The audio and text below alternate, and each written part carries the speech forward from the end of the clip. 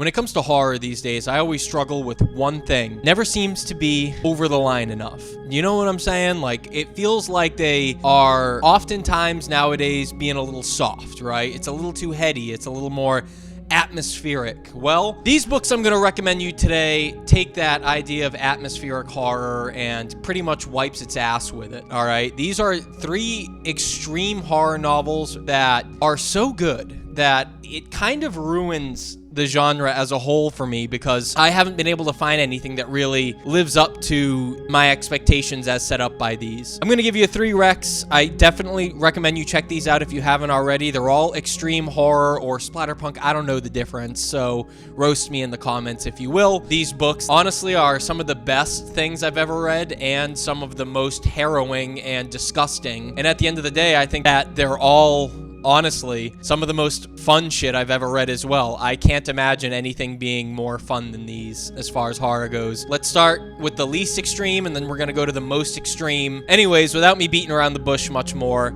let's get into it. First book we're gonna talk about, Jack Ketchum's Off Season. All right, so I just read this for the first time and I gotta say this blew me the frick away, all right? This is one of the best things I've read and I don't know how long. Every once in a while you need a book to get you back into reading, right? I've been in a reading slump for a long time and I needed something fast. I needed something that I could devour in a couple of days, something that would like really give me the oh shit feeling that I've been craving from horror. This was the perfect answer to that. This was the antidote, all right?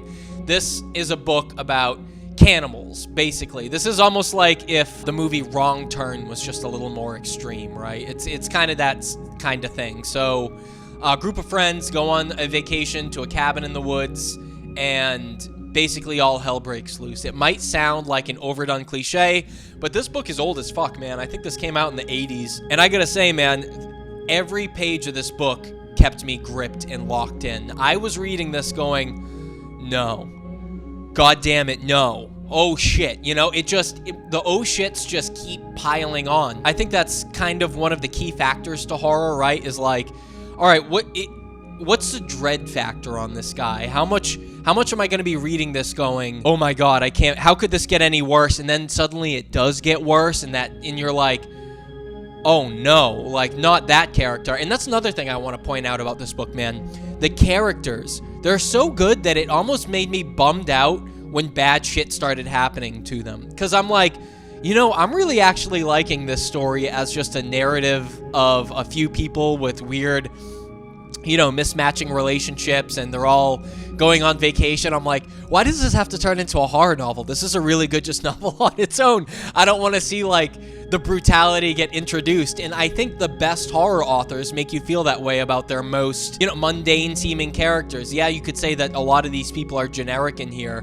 but like the few details you get about them make you care enough that you're like, oh, I kind of really like that guy or girl. Like, I don't really want to see anything happen to them right now. That's a strong character. And then it does. And again, it just rips your heart out. It's relentless. This book is really like a hammer to the head. Not only are they killing these people, but this is like a cannibal tribe of just the worst traits humanly imaginable. So there's like one leader of the pack, and then it's got like, you know, they're kind of like this old as time clan that lives in a cave, and they come out just to hunt people basically, and they keep getting tourists and shit like that, and that's why people never notice they're missing. But holy shit, man, really freaky stuff. I'm telling you, if you're into horror and you've just read like general Barnes & Noble style horror books, please, I'm begging you, read Jack Ketchum's Off Season. This thing will blow your socks off. I don't want to give you too many plot points. I'm just going to leave it as vague as that and say this is an absolute must. I mean, I think this is even for like a mass market. Like, I do not understand why this book is not in every Barnes & Noble that there is, because it's just that good, you know? And yeah, so if you haven't read Jack Ketchum's Off Season, I highly recommend you do so. If you have read it, let me know. I mean, am I bugging? I don't think so. I think this really is a magnum opus of horror, so check it out. Next up, we have Wrath James White's The Resurrectionist. This book I have so many fond memories with. So I used to be in the military, And I used to pass this book around to my friends who were also in when we were deployed. And we all took turns reading this, and we all loved it so much. It just became like almost something like we would joke. Like if someone was a creeper or something, we'd refer to them as Dale, who was the main villain in this book. Everyone wanted to read it. It was like I'd pass it to one guy, he'd read it. I'd find out that, on work shifts, like people in the towers, in the guard towers, would be reading chapters aloud to each other. Everybody absolutely loved The Resurrectionist. So this is the book about a guy who kills people, but then he brings them back to life. Once he kills them, they come back to life and they have no recollection that they'd been killed by him. They have like a amnesia spell that comes over them. The main villain can pretty much control. Imagine a villain who can do that. He can kill you, repeatedly kill and torture you, but you have no recollection he's doing it. And that's what the main character in here has to deal with. Sarah and her husband basically go through Dale moving in next door, and he tortures them night after night until Sarah starts to notice something's up. And basically that's what the plot of this book is her trying to figure out, how does this guy keep killing me and ruining, and desecrating my home and all this stuff? How does he keep doing this to me and getting away with it? And not only that, but what is he actually doing to me? How is this going? So watching all that play out, and you kind of go back and forth between, Dale's perspective, and Sarah's, and then, there's some police and stuff that get involved, and again, this is another one of those books only made better by the fact that you care so much about the main characters, right?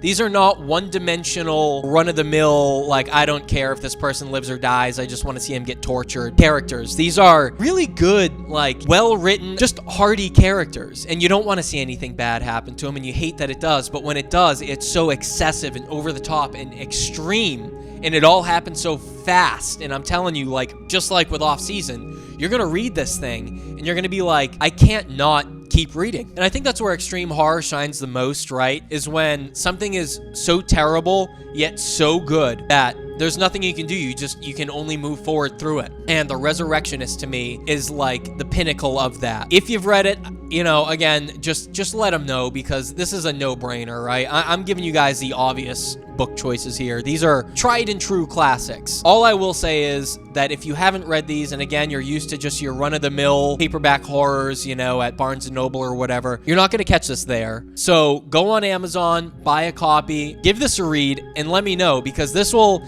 take you a step further over the line than you are probably used to. And for me, I look for that. I'm a death metal guy. I love, brutal death metal and stuff like that. So this is right up my alley. So anyways, guys, The Resurrectionist by Wrath James White.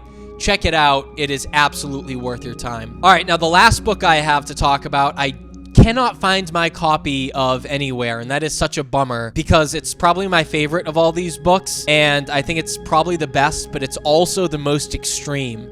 And that book is going to be The Big Head by Edward Lee. If you don't know what The Big Head is about, this is almost teetering on the line of bizarro mixed with extreme horror, because this is one of the strangest books you'll ever read, and one of the most graphic, and one of the most ethereal and almost Lovecraftian. So this is about a Martian type creature who has a foot-long dong, and he basically goes around murdering and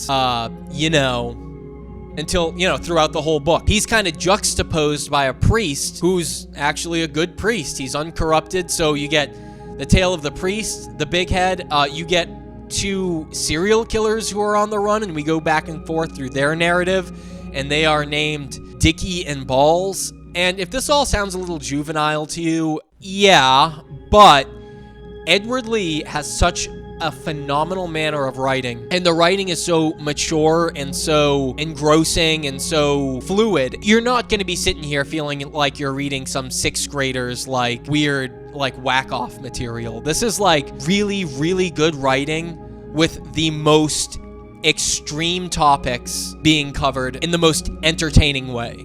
That's the best way I can describe The Big Head, right? As horrible as it is, there's also a weird charm and heart to the book that I think really comes through in Edward Lee's writing. If you've read him, you kind of know what I'm talking about, or specifically if you've read The Big Head, you kind of know what I'm talking about. I haven't read much else by Edward Lee. Yeah, this was another one of those things, man. I just read it and couldn't believe what I was reading. And again, the story gets so much progressively worse by the end of the book, you know, that a lot of the time you can't believe what you're reading. And like I said, this is the most extreme of all these books so far. This is the one that really kind of goes like, all right, like you might be reading it going, Jesus Christ, man, like, come on. Edward Lee delivers a good product. He is a phenomenal writer. You cannot take that away from him. And I love the idea that someone can be so transgressive yet so eloquent. It takes these taboos and makes them accessible. And I think that's what all art should be. All good art, right? Is like, they should feel a little dangerous. They should feel a little extra, like they're kind of pushing you to a place you might not normally go or want to go. And then you see your own reaction to it and you're like, well, how do I take this, you know? And you can almost learn a lot about yourself in there, you know? So yeah, man, The Big Head by Edward Lee. I highly recommend you checking it out. Again, don't come to me with, oh, I can't believe this, or how could you recommend this filth and blah, blah, blah. Listen, I like it. I'm sorry, I do. What are you gonna do? You know? So guys, that's gonna do it for me. That's about all I have to say. Those are the 3 books I recommend you check out. Off Season by Jack Ketchum, The Resurrectionist by Wrath James White, The Big Head by Edward Lee. That's all you need. Go check those guys out and let me know what you thought. Peace.